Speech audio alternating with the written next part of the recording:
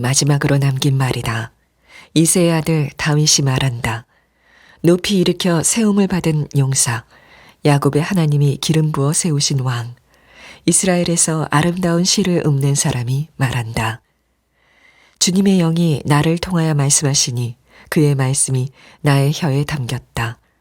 이스라엘의 하나님이 말씀하셨다. 이스라엘의 반석께서 나에게 이르셨다. 모든 사람을 공의로 다스리는 왕은, 하나님을 두려워하면서 다스리는 왕은 구름이 끼지 않은 아침에 떠오르는 맑은 아침 햇살과 같다고 하시고, 비가 온 뒤에 땅에서 새싹을 돋게 하는 햇빛과도 같다고 하셨다.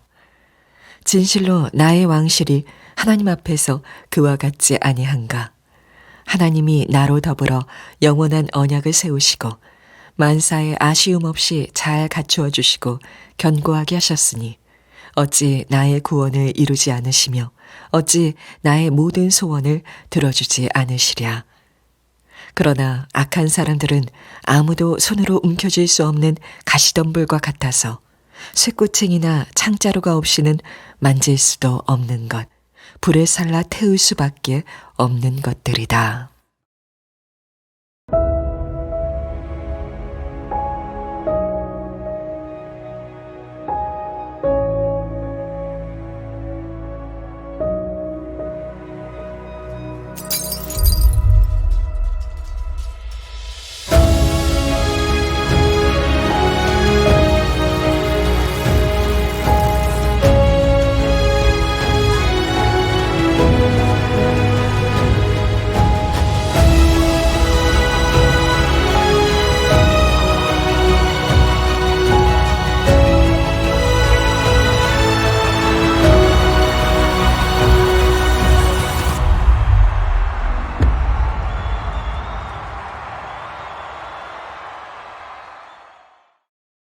사무엘하 하나님의 나라를 세우는 사람 26번째 시간입니다. 내 인생을 붙드는 확실한 약속이란 제목의 말씀을 나누겠습니다.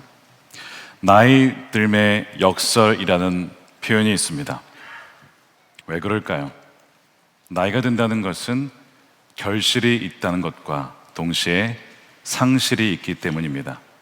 내가 뿌린 씨앗에 결실이 있고 동시에 내가 잃어버리는 어떤 결실이 있죠. 건강도, 재물도, 기억도.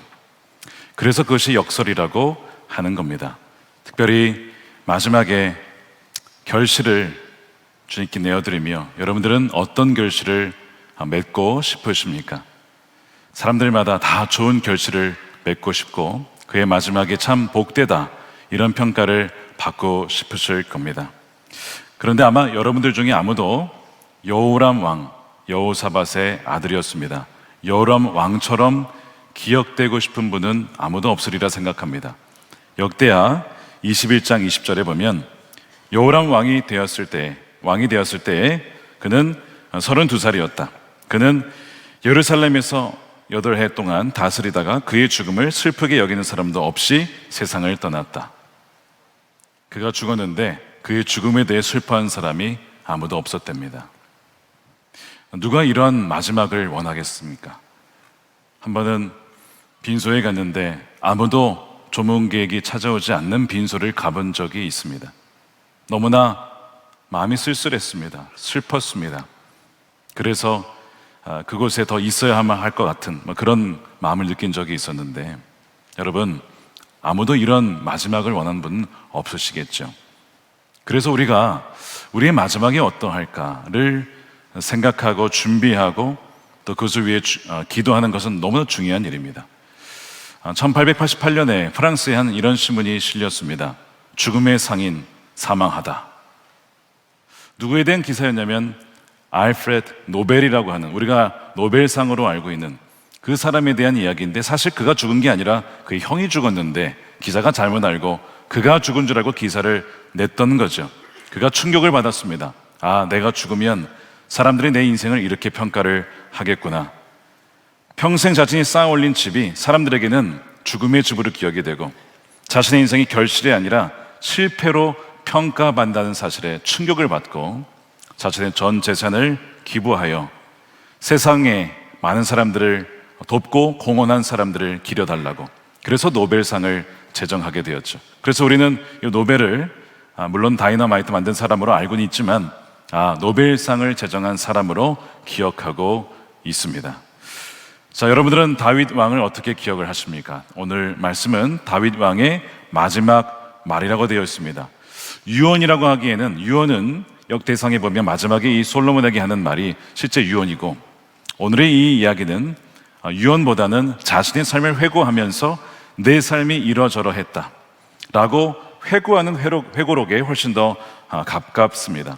그가 하나님을 이스라엘의 반석이라고 찬양하면서, 그리고 이렇게 그의 입술로 선포를 하죠. 그것이 3절인데, 이스라엘의 반석께서 나에게 이르시기를 모든 사람을 공의로 다스리는 왕은, 하나님을 두려워하면서 다스리는 왕은 구름이 끼지 않은 아침에 떠오르는 맑은 아침 햇살과 같다고 하시고, 비가 온 뒤에 땅에서 새싹을 돋게 하는 햇빛과도 같다고 하셨다. 자, 이 공의로운 왕은 누굴까요? 자, 나중에 오게 될, 장차 오시게 될 메시아 예수 그리스도를 상징합니다. 완벽한 공의로 통치하시는 주님, 그리고 하나님의 뜻에 따라, 내 뜻이 아니라 아버지의 뜻에 따라 모든 것을 행하셨던 주님을 예언한 말씀입니다. 그러나 동시에 이 공의로운 왕, 하나님을 두려워하는 왕은 자신의 모습을 표현하는 것이기도 합니다. 자신의 삶을 돌아보니까 정말 자신은 공의와 자비로, 그리고 하나님의 뜻에 따라 하나님을 두려워하며 이 이스라엘을 통치했다라고 하는 자신의 고백이기도 합니다.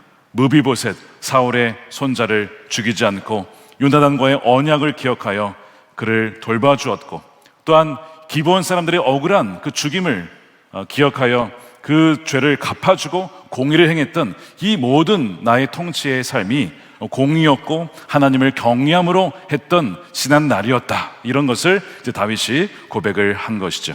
근데 여러분 아시다시피 다윗의 통치는 완전하지는 않았습니다. 불완전했습니다. 다윗의 통치는 정말 오늘 표현대로 아침 햇살과 같이 어둠을 몰아내고 이스라엘의 평화를 가져오고 우상을 몰아내고 온 백성이 하나님을 예비하는 그런 백성들과 나라가 될 수 있도록 하나님께서 다윗을 통해 일을 하셨죠. 그런데 그런 햇빛만 있었던 것이 아니라 어둠과 흑암도 공존했다는 것을 우리가 지난 수개월을 통해서 이미 살펴보았습니다. 그래서 마음은 공의로운 왕, 하나님을 경외하는 왕으로 살고 싶었지만 그의 인생에는요, 정말 흑암의 역사들, 반역의 역사들, 압살롬의 반역, 시므의 저주, 세바의 배반과 같은 그런 일들로 얼룩지면서 빛과 어둠이 공존하고 정말 하나님의 새싹과 동시에 가시덤불이 공존하는 그런 복합적인 인생을 산 인물이 이 다윗이라고 할 수 있는 겁니다. 우리 인생도 이와 유사하죠. 하나님의 공의로운 통치하심을 받고 우리도 그렇게 살고, 또 하나님을 경외하면서 하나님을 따라 그 동행하면서 살기를 원하지만 그 햇살이 비춰오다가도 갑자기 폭풍우가 밀려오며 우리 인생에 어두워지는 것을 경험합니다. 자녀가 잘 자라다가 중학생이 되면서 아이가 반항을 하고 사춘기를 겪고 교회를 가기 싫다고 하고 주님을 부인하고, 부부관계가 좋았는데 어느 순간 어떤 일 때문에, 어떤 사업 때문에, 누군가 때문에, 혹은 딴 마음을 품어서 부부관계에 단절이 옵니다. 재정에 흉년이 찾아오고요, 정말 내면에 치열한 전쟁이 계속 벌어지는, 정말 원치 않는 그런 일들이 우리 안에 벌어진다는 것이죠. 그러면서 우리도 이런 고민을 합니다. 노벨처럼 누군가가 내 인생을 평가할 때에 실패작이다, 야, 저 인생은 실패작이야, 죽음을 슬퍼할 이유가 없어, 혹시 그렇게 될까봐 전전긍긍하며 염려하는 분은 혹시 있지 않으십니까? 그런데 오늘 본문에 보니까 다윗이 자기 인생 가운데 정말 악한 사람이라고 할 수 있는, 정말 하나님을 경외하지도 않고 또 하나님의 공의에 따라 살지도 않는 악한 이들이 있었다는 것을 이야기하죠. 그들이 누구냐? 6절에 보니까 악한 사람들은 아무도 손으로 움켜쥘 수 없는 가시덤불과 같아서, 가시덤불이라고 얘기를 합니다. 쇠꼬챙이나 창자루가 없이는 만질 수도 없는 것, 불에 살라 태울 수밖에 없는 것들이다. 여러분, 이 가시덤불이라고 하는 자들은 이 다윗의 인생에 나타났던 인물들입니다. 말씀드린 것처럼 자신의 아들이었지만 이 압살롬, 또 세바와 같은 인물이죠. 그래서 이 특징이 무엇이냐면 하나님의 통치를 거부하는 이들이에요. 아무도 움켜쥘 수 없다. 그러니까 하나님조차도 어떻게 할 수 없는 그런 인생의 특징을 이 가시덤불로 묘사를 한 것입니다. 그러니까 이 다윗의 주변에 인생에 왜 이렇게 가시덤불과 같은 인생이 많았는지, 그렇게 그것을 회고하면서 그들의 마지막은 결코 좋지 못했다라고 경고하는 것이죠. 그러니까 이렇게 살아서는 안 된다라는 것을 말하고 있는 겁니다. 참 두려운 일은 무엇이냐면 정작 이 가시덤불이 되어서 다른 이들을 찌르고 아프게 하는 이들은 자신이 가시나무인지를 잘 모른다는 사실입니다. C.S. 루이스의 책 중에 천국과 지옥의 이혼이라는 책이 있습니다. 영어로 The Great Divorce라는 책인데요. 천국과 지옥은 같이 있을 수가 없죠. 공존할 수가 없는데 어떤 내용이 있냐면 거기에 한 불평쟁이 여인이 지옥에서 천사의 인도를 받고 천국을 구경하러 옵니다. 그래서 천국을 봤는데, 자, 천국을 봤으면 아름다운 너무나 황홀한 그 광경을 보면서 감탄을 해야 되는데 이 여인은요, 불평쟁이 여인이었기 때문에 어떤 불평을 하냐? 나를 왜 여기에 데려왔느냐? 나를 왜 이런 식으로 취급하느냐? 나를 더 잘 대해주지 않느냐? 이런 식으로 천국에 와서도 계속 불평을 쏟아놓습니다.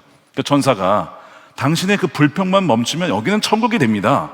그렇게 말을 해도 그 불평이 끊이질 않는 거예요. 왜냐? 그녀가 존재 자체가 불평이 되었기 때문입니다.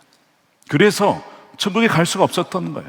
여러분, 광야에서 불평했던 자들이 그냥 광야에서 죽고 말았어요. 불평이라고 하는 것은 하나님을 무시하고 하나님의 존재를 믿지 않는 그 증거 중에 하나라고 하는 것이죠. 그래서 그 여인은 결국에는 이 불평을 통해서 다른 이들을 굉장히 힘들게 만들고 결국에는 자신의 가슴으로 찌르는 그런 인생이었다는 겁니다. 여러분, 혹시 우리의 입술이 이런 가시가 되어서 감사보다는, 찬양보다는, 하나님의 행하셨음을 고백하는 그런 기도보다는 계속해서 원망과 불평을 쏟아내고 있지 않습니까? 그러면서 내가 이 불평을 전파하는 자임을 모르고, 여러분, 불평은 바이러스처럼 퍼져나갑니다. 누군가가 감사하다고 불평을 하는 순간 그 불평의 거리들이 생각이 나요. 그러면서 막 불평이 진짜 들불과 같이 퍼져나갑니다. 그러니까 나도 모르게 그런 역할을 하고 있는 것을 모르면서 계속 가시 역할을 하는 사람들이 있을 수 있다는 것, 참으로 두려운 일이 아닐 수 없는 거예요. 자, 이들이 손으로 움켜쥘 수 없는, 아무도 그 사람을 통제할 수가 없고 심지어 하나님의 말씀조차도 듣지 않는 그런 인생이 있었다. 다윗이 회고하면서 절대로 그렇게 되어서는 안 된다라고 얘기를 하는 겁니다. 자, 그런데 참 충격적인 건 뭔지 아십니까? 다윗도 한때는 가시덤불과 같은 인생이었다는 겁니다. 언제였습니까? 유혹을 받아서 밧세바를 범하고 우리아의 그 가정을, 평화로웠던 가정을 깨트렸을 때 바로 그것이 가시덤불이었죠. 너무나 많은 이들에게 상처를 주었습니다. 우리아는 죽고 말았지만 그 주변에 얼마나 많은 이들이 상처를 받고 아픔을 겪었습니까? 여러분, 하나님의 사람이 잘 나가다가 스캔들이 터지면, 성 스캔들, 재정 스캔들 터지면 이 한두 사람만 피해를 보는 게 아닙니다. 많은 이들의 마음에 상처를 받고 신앙을 잃어버리고 교회 공동체를 떠나게 되고 하나님을 향한 그 신앙이 무너지는 너무나 안타까운 일이 벌어지는 거예요. 그러니까 이 다윗이 가시덤불이 되었기 때문에 결국에는 하나님께서 그를 징계하셔서 그의 주위에 많은 가시나무와 덤불을 두셔서 그로 하여금 찔러서 회개하여 돌이킬 수 있도록 하나님께서 그를 인도해 주셨던 것입니다. 이것이 다윗이 징계를 받았던 이유인데, 여러분, 절대로 이런 삶을 살아서는 안 된다라고 다윗은 고백하고 있는 거예요. 왜냐하면 다시 한번 말씀드리지만 그들의 마지막이 어떠하냐, 이렇게 되어 있습니다. 불에 살라 태울 수밖에 없는 것들이다 라고 얘기를 해요. 여러분, 예수님께서 요한복음에 나는 포도나무요 너희는 가지다 라고 하는, 여러분 좋아하시는 말씀이 있으시죠? 내 안에 거해라, 그러면 너희가 많은 열매를 맺을 거야. 우리가 참 사랑하는 말씀인데, 여러분 이 말씀도 사랑하십니까? 거기에 보면 6절에 이렇게 되어 있습니다. 사람이 내 안에 머물러 있지 아니하면 그는 쓸모없는 가지처럼 버림을 받아서 말라버린다. 사람들이 그것을 모아다가 불에 던져 태워버린다. 예수님께서 동일한 말씀을 하고 계세요. 마치 다윗이 한 말을 그대로 인용한 것처럼 말이죠. 가시덤불처럼 태워져 버리는 인생이 있다라고 하는 겁니다. 누굽니까? 내 안에 거하지 아니하는 사람, 주님 안에 거한다라고 하는 것은 단지 귀로만 듣고 끝나는 것이 아니고요, 하나님을 경외하기 때문에 하나님의 말씀을 듣고 떨므로 내가 이 죄를 짓는 것이 얼마나 무서운 것인가, 하나님의 마음을 아프게 하는 것인가를 알기에 죄 짓기를 무서워하는 거예요. 그리고 그 말씀대로 순종하는 것이죠. 그것이 주님 안에 거하는 것입니다. 주님의 사랑 안에 거하는 것입니다. 주님의 말씀 안에 거하는 것입니다. 그런데 그게 아니라면 아무리 예배를 다녀도, 아무리 우리가 종교 생활을 해도 내 삶에 순종함이 없다라고 한다면 그 사람은 사실상 주님으로부터 떨어져 나간 상태. 겉으로는 가지가 잠깐 잘리면 여러분 잠깐은 버틸 수 있어요. 근데 시간이 지나면 말라가면서 결국에는 버려지고 태워지게 되는 것입니다. 그래서 요람처럼 죽어도 아무도 그의 죽음을 슬퍼하지 않는 참 비극적인 인생으로 간다라는 것을 다윗도 경고했고 예수님도 경고했습니다. 그러므로 여러분, 주님의 말씀 안에, 주님의 임재 안에 거하며 죄 짓기를 두려워하며 그 죄의 환경에서 떠나는 여러분들 되시기를 축복합니다. 오늘 이 말씀에 다윗이 자신의 인생을 회고하면서 우리 모두에게 주신 말씀이에요. 자, 그런데 다윗도 그런 가시덤불과 같은 인생이었다라고 말씀을 드렸습니다. 그가 어떻게 여기에서 나오게 되었을까요? 그것은 전적인 하나님의 은혜였는데, 오늘 1절에 보시면 다윗이 자신을 소개할 때에 이스라엘 왕 다윗이라고 소개를 안 하고 이렇게 소개합니다. 이새의 아들 다윗이 말한다. 좀 이상하죠? 여러분들이 이제 나중에 회고를 한다고 했을 때 여러분들이 지금 여러분들이 가지고 있는 직위나 타이틀을 거기에 달지 않겠습니까? 뭐 담임 목사 김다 이런 식으로, 어떤 부장, 사장, 누구 이런 식으로 할 텐데, 이상하게 다윗은 이스라엘 왕이라는 표현을 쓰지 않고 그냥 이새의 아들이라는 표현을 씁니다. 이것은 단지 겸손의 표현이 아니라 자기가 어려운 과정을 통과하면서 내가 누구인지, 내가 누구였는지, 내가 어디서부터 왔는지를 다시 한번 상기를 시켰던 것입니다. 무슨 얘기냐면, 나는 저 베들레헴에, 저 아무도 알아주지 않는 시골에 이새라고 하는 무명인의 그 아들입니다. 다시 말해, 나는 아무것도 아닌 존재였습니다. 이 이새의 아들은요, 다윗을 조롱할 때 썼던 얘기입니다. 뭐 하면 제 이새 아들 아니야, 제가 뭘 할 줄 안다고, 이런 조롱의 말이 이새의 아들이라는 관용구입니다. 오늘날 우리로 좀 더 쉽게 표현하면, 죄송하지만 한번 들어주시죠. 전문용어로 듣보잡입니다. 듣보잡. 다윗이 스스로 나는 듣보잡 인생이었습니다. 나는 흙수저 인생이었습니다. 나는 저 정말 개천에서 태어난 자입니다. 그렇게 보잘것없는 자입니다. 그런데 그가 무슨 얘기를 하는 거냐면, 내가 이새의 아들인데 내가 이스라엘의 왕이 될 수 있었던 것은 나의 능력도 아니요, 경험도 아니요, 나의 어떤 노력도 아니라 전적인 하나님의 은혜로 세움을 받은 것입니다. 그 고백을 하고 있는 거예요. 자, 1절 보십시오. 높이 일으켜 세움을 받은 용사. 내가 스스로 자립해서 자수성가한 것이 아니라 하나님께서 나를 세워주신 것입니다. 나는 아무도 알아주지 않았던 저 베들레헴 시골에 정말 냄새나는 목동으로서 정말 노바디였어요. 난 썸바디가 아닙니다. 대단한 사람이 아니라 노바디였지만 하나님께서 나를 세워주셨어. 뭘로 삼아주셨습니까? 용사로 세워주셨대요. 여러분, 골리앗과의 전투 기억나시죠? 다윗이 뛰어난 것입니까? 다윗은요, 여호와의 이름을 걸고 나왔습니다. 만군의 여호와 이름으로 나와서 하나님께서 그를 이기게 해주신 거예요. 그래서 용사가 된 것입니다. 그때만이 아니라 이스라엘의 왕이 되어서 수많은 전투, 그 전투에서 승리한 것도 내가 한 것이 아니라 하나님께서 나를 용사로 세워주셔서 이기게 하신 것입니다. 라는 고백인데, 여러분, 이것이 저와 여러분의 고백이 되기를 원합니다. 여러분, 저와 여러분도 사실 이새의 아들과 같은 보잘것없는 인생 아닙니까?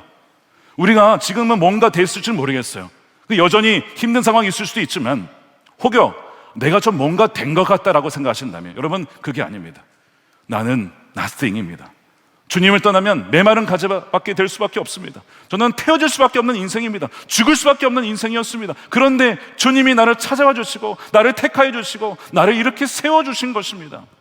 이 고백과 찬양이 여러분들의 입술 속에 계속해서 매일같이 흘러나오게 되기를 원합니다. 우리 두 번째 뭐라고 되어 있냐면, 야곱의 하나님이 기름 부어 세우신 왕.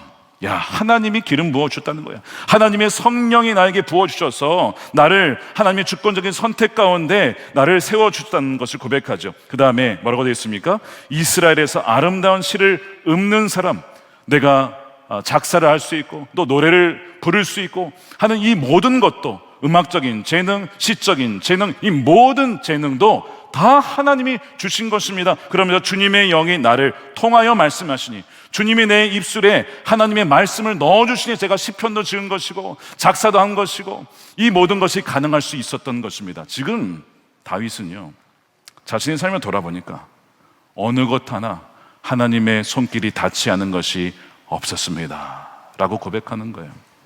여러분, 우리 인생이 똑같지 않습니까? 주님이 우리를 찾아와 주지 않으셨더라면, 은혜를 부어주지 않으셨더라면, 복음을 들려주지 않으셨더라면, 오늘 간증하신 것처럼 그 초등학교 그 친구가 하나님이 나의 아버지시라고 말씀해 주지 않았더라면, 누군가의 손길을 통하여서 그렇게 끌어주지 않았더라면 그 손길이 누구의 손길이었습니까? 아버지의 손길 아닙니까? 주님의 손길 아닙니까? 이 모든 것이 주님의 은혜입니다 라고 고백하는 저와 여러분이 되시기를 축복합니다. 그것이 다윗의 고백이었다는 거예요. 자, 그러면서 이제 5절에 가니까 이 공의로운 왕을 얘기하면서 그 다음에 이제 5절에 이렇게 이어지죠. 진실로 나의 왕실이 하나님 앞에서 그와 같지 아니한가. 정말 아침 햇살처럼 그렇게 비춰주시는 인생이었다는 거예요. 그러면서 하나님이 나로 더불어 영원한 언약을 세우시고 만사의 아쉬움이 없이 잘 갖추어 주시고 견고하게 하셨으니, 자, 이 나의 모든 이 삶이 나의 어떠함 때문이 아니라 하나님의 영원하신 언약, 약속, 변치 않는 약속, 우리는 신실하지 못해도 신실하신 하나님이 끝까지 지켜주시는 그 영원한 언약 때문에 비록 내 삶은 완전하지 않았고 무너지고 가시덤불과 같은 인생이었지만 하나님께서 나를 세우시고 회복시켜 주셔서 이렇게 살게 되었다라는 그 고백을 하고 있는 거죠. 자, 그러면서 이 5절 전반부에 보면 나의 왕실이 하나님 앞에서 그와 같지 아니한가, 이 표현을 가만 보면 약간 내 왕실이 이렇게 완전하다, 내 왕실이 이렇게 참 좋다, 자랑하는 것처럼 보이는데, 사실 이 구절을 다른 버전으로 읽어보면 뉘앙스가 좀 다르게 번역이 되는데, 어떤 버전이냐면 킹 제임스 버전에 좀 다르게 번역을 해놨습니다. 자, 이렇게 해놨어요. 비록, although라고 시작하죠. 내 집이 하나님 앞에서 그와 같지 못할지라도, 아침 햇살과 같지 못할지라도, 불완전했을지라도, 연약했을지라도 하나님이 나와 더불어 언약을 맺으셔서 나의 인생에 견고하게 세워주셨음을 그가 고백을 한다는 거예요. 저는 이 킹제임스 버전이 더 마음에 와 닿았습니다. 그리고 19세기 영국의 위대한 설교의 황태자라 불렸던 찰스 스펄전도 이 해석을 지지하면서 다윗의 인생이 비록 완전하지 못하였으나 그의 인생에 견고히 세워진 것은 그가 스스로 잘했기 때문이 절대 아니라 영원하신 하나님의 언약과 반석 되신 주님 때문에 그의 인생이 세워진 것임을 이 5절에서 고백을 하게 되는 거예요. 그래서 다윗의 고백은 저의 삶은 아침 햇살과 공의로운 왕과 사실은 거리가 멉니다. 가시나무 투성이인 인생입니다. 그런데 하나님이 함께해 주셔서, 하나님이 나를 택해 주셔서, 하나님이 강권적인 은혜로 말미암아 영원한 언약을 세워주셔서 만사에 결국에는 견고할 수 있도록 세워주셨습니다. 이 고백인 것이죠. 그래서 여러분, 우리의 소망은요, 우리의 능력이 있지 않습니다. 우리의 어떤 재능이 있지 않습니다. 우리의 지금 집의 상태 있지 않아요. 우리의 소망은 오직 그리스도 안에서 우리의 인생을 붙드시는 하나님과 그분의 은혜와 그분의 언약 안에 있음을 믿는 여러분들이 되시기를 축복합니다. 이것이 우리 복음 안에, 그리스도 안에, 십자가 안에서 이미 이루어진 약속인 것입니다. 그러면서 다윗이 고백하기를 그 하나님의 언약 때문에 나를 구원해 주셨고 나의 모든 소원을 들어주셨습니다 라고 고백을 해요. 그것이 이제 5절 후반부입니다. 어찌 나의 구원을 이루지 않으시며 어찌 나의 모든 소원을 들어주지 않으시랴. 말씀드린 것처럼 그 가시덤불과 같은 인생으로 이제는 불살라 죽을 수밖에 없었던 그 인생을 하나님이 건져주셨어요. 다윗이 소원하며 기도한 적이 있습니다. 아마 많이 있어요. 사울의 위기에서 건져주십시오. 여러 가지 기도를 많았는데 그때 다 들어주실 뿐만 아니라 결정적으로 언제 바스바의 간음 이후에 하나님 저를 살려주십시오라고 회복시켜 주십시오라고 기도했던 그 간과 손을 들어주셨죠. 시편 51편 11절 말씀을 우리 함께 읽어보겠습니다. 시작. 주님 앞에서 나를 쫓아내지 마시며 주님의 성령을 나에게서 거두어 가지 말아 주십시오. 혹시 여러분들 중에 주의 성령이 나를 떠난 것이 아닐까, 주님이 나를 버린 것은 아닐까라고 걱정하는 분이 계십니까? 주 예수 그리스도의 십자가의 복음을 붙잡고 진정 회개하며 이 기도를 드려보십시오. 주님, 주의 성령을 회복시켜 주시고 주의 성령으로 나를 충만케 해주셔서 나 잃어버렸던 영감, 작곡하는 분이 계십니까? 노래를 하시는 분이 계십니까? 연기를 하는 분이 계십니까? 글을 쓰는 분이 계십니까? 한때 나에게 영감이 있었는데 이것이 사라진 분이 계십니까? 주님, 나를 떠나지 마십시오. 내가 교만하여 내가 한 줄 알고 착각했습니다. 그래야 하나님을 떠나고 말았습니다. 범죄하고 말았습니다. 주님, 알고 보니 저는 nothing이었습니다. 저는 somebody인 줄 알았는데 저는 nobody였음을 이제 알았습니다. 주의 성령을 거두지 마시고 주의 성령을 회복시켜 주십시오 라고 기도하면 그 소원을 우리 주님께서 들으시고 여러분의 잃어버렸던 그 영감, 정말 한때 하나님이 주셨던 그 감동을 다시 주님께서 회복시켜 주실 것입니다. 다윗이 그 소원의 간구를 주님이 들으셨다라고 감사하면서 지금 찬양하고 있는 거예요. 저도 늘 기도하는 것이 이겁니다. 주님, 제가 무엇이길래 주일마다 금요일마다 저에게는 전할 말씀인 저에게는 아무것도 없습니다. 주님이 말씀해 주지 아니하시면, 주님께서 성령으로 내 입술에 넣어주지 아니하시면 저는 아무런 임법은 할 수 없는 그런 존재입니다.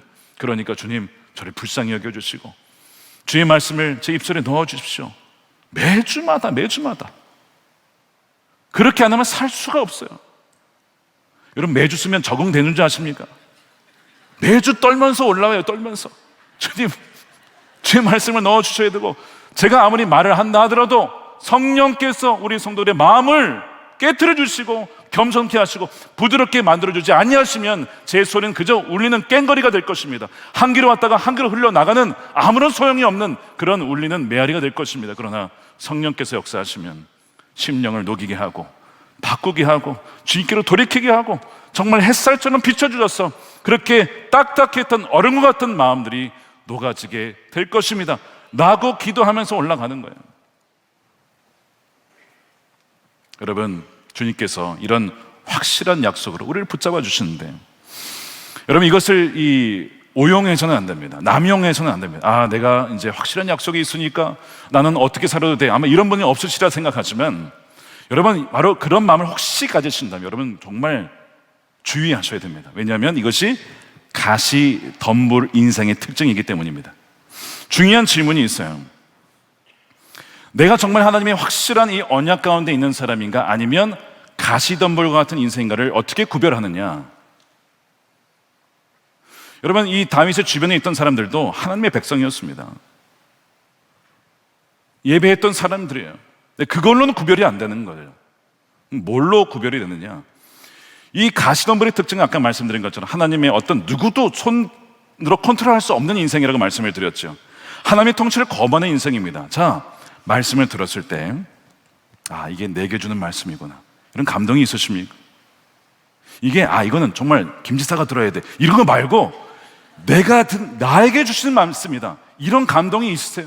그러면 언약을 가지고 있는 백성이에요.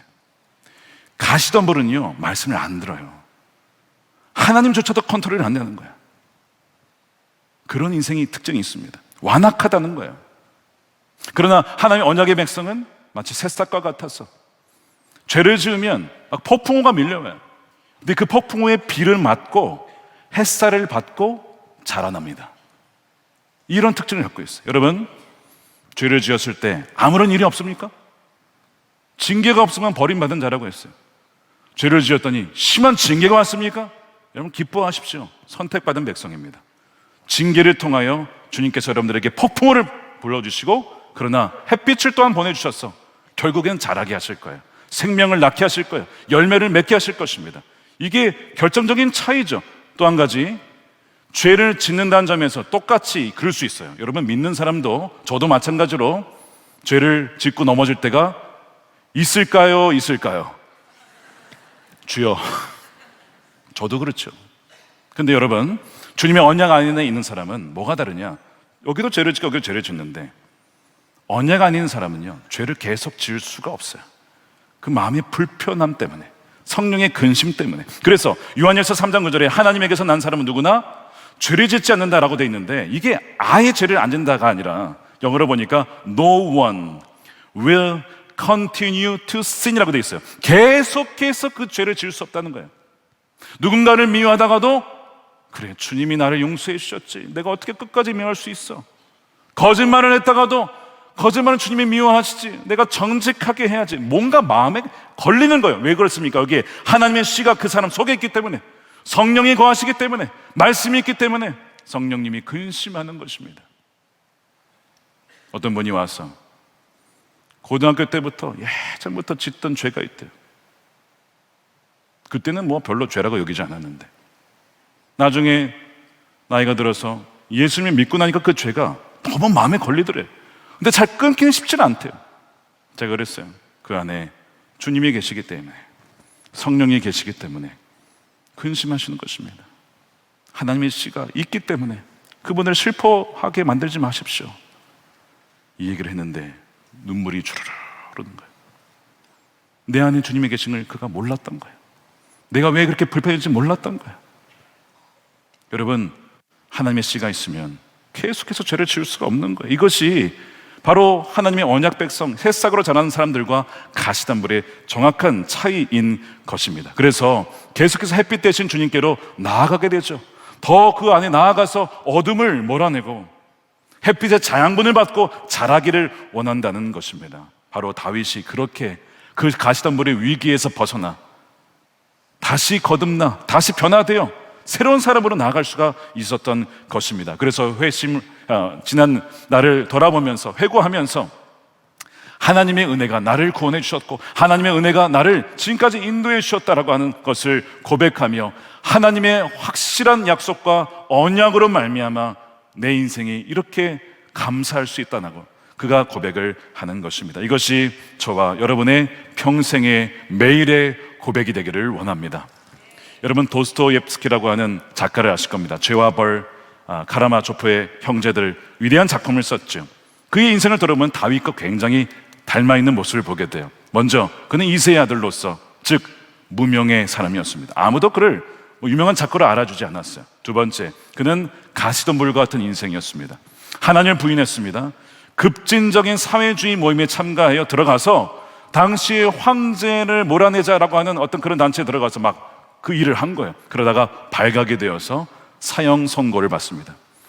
그의 나이 28살에 죽게 생긴 거예요. 아, 이제 죽는구나. 그리고 묶여서 죽으려고 하는 그 상황 속에 죽기 1분 전에 갑자기 황제의 명령이 바뀌었어요. 죽이지 말고 감옥으로 보내라. 이해할 수 없는 일이죠. 정말 죽을 위기에서 하나님이 그를 건져 주신 것입니다. 그러면서 시베리아 감옥으로 가는 중에 나탈리아라고 하는 여인으로부터 하나의 책을 봤는데, 그 책이 신약 성경이었습니다. 감옥에서 할 수 있는 일이 뭘까요? 신약 성경 읽는 것밖에 없어요. 계속 성경을 반복해서 읽는 거예요. 이 표지가 너덜너덜해질 때까지 성경을 반복해서 읽다가 주님을 만나게 됩니다. 그가 회심을 하게 돼요. 4년 뒤에 출소를 하면서 편지를 그 성경책을 줬던 여인의 남편에게 이렇게 썼습니다. 누군가가 나에게 그리스도가 진리 밖에 있다는 것을 수학처럼 설령 증명해 보인다 하더라도, 그렇다면 나는 진리를 택하는 대신 차라리 그리스도와 함께 머물기를 택할 것입니다. 가시나무 인생에서 확실하게 만난, 확실한 약속이신 주님을 붙잡겠다라는 그의 고백인 것이죠. 나중에 지난 젊은 날에 자신의 삶을 돌아보면서 그가 이렇게 평가를 합니다. 그 당시에 황제가 악했기 때문에 나의 저항은 어려웠다라고 말하지 않습니다. 뭐라고 얘기하냐면, 나는 그 당시에 급진적인 사회주의와 인본주의에 기반한 유토피아를 세우는 사상을 믿었는데 그거야말로 하나님을 부인하고 인간의 이성으로 천국을 세우려 했던 나의 교만이었음을, 다시 말해 나의 인생은 사실상 가시덤불이었음을 그가 정직하게 고백을 하죠. 하나님의 통치를 거부하는 인생이었다는 거예요. 그런데 하나님이 찾아와 주셨고 하나님의 언약 백성으로 바꾸어 주셨다라는 것을 고백하면서 자신의 이 회고록과 같은 것을 어디에 담아내냐면 죄와 벌, 카라마족토의 형제들에 담아내는 거예요. 죄와 벌에 보면 자신의 힘으로 정말 하나님 없이 스스로 선을 이루겠다라고 하는 인본주의의 이 주인공이 등장합니다. 결국에 마지막에 사람을 죽여버리죠. 내 힘으로 한다는 것이 이렇게 어리석은 일이라고 하는 것을 보여주는 내용이고, 카라마조포의 형제들을 보면 두 그룹이 나옵니다. 하나는 하나님만 없으면 모든 것이 허용이 돼, 그냥 정말 타락한 인생이 나오고, 또 하나는 모든 사람을 위해 모든 것에 대해 책임져주는 그리스도의 충만한 사랑을 보여주는 인물들이 나옵니다. 이 두 가지 대조를 통해 나도 한때 이런 인물이었으나 예수님으로 말미암아 이렇게 변화된 삶을 살았다는 것을 그의 회고를 통해, 사실상 작품을 통해 보여준 것이었습니다. 그의 고백은 나의 다 된 것은 다 하나님의 은혜였고 하나님의 붙잡아 주시는 언약으로 말미암아 나의 인생이 이렇게 바뀔 수 있었습니다 라고 하는 것이 이의 고백인 것입니다. 그의 고백인 것입니다. 이 도스토옙스키의 작품을 보면 그 안에 곳곳마다 그의 고백이 담겨 있고 이 기독교의 사상이 진수가 거기에 담겨 있지요. 사랑하는 여러분, 다윗뿐이겠습니까? 도스토옙스키뿐이겠습니까? 우리의 인생에도 보이지 않는 하나님의 은혜의 손길이 다가와서 우리가 가시덤불과 같이 살아가려고 할 때마다 우리에게 찾아와 주시고 붙잡아 주시고 하나님의 씨로 말미암아 성령께서 말씀해 주시고 근심케 해 주시고 우리를 돌이켜서 결국에는 우리의 마지막이 멸망하는 인생 아니라 주님 나를 건져 주셨습니다. 구원해 주셨습니다. 나를 붙잡아 주셨습니다. 하나님의 신실한 언약 때문입니다. 나는 신실하지 못했지만 하나님의 신실하심으로 이렇게 나의 삶을 인도해 주셨다라고 그렇게 고백하는 저와 여러분들의 복된 삶이 되기를, 풍성한 결실과 열매로 하나님께 감사를 올려드리는 저와 여러분의 삶이 되시기를 주님의 이름으로 축원드립니다.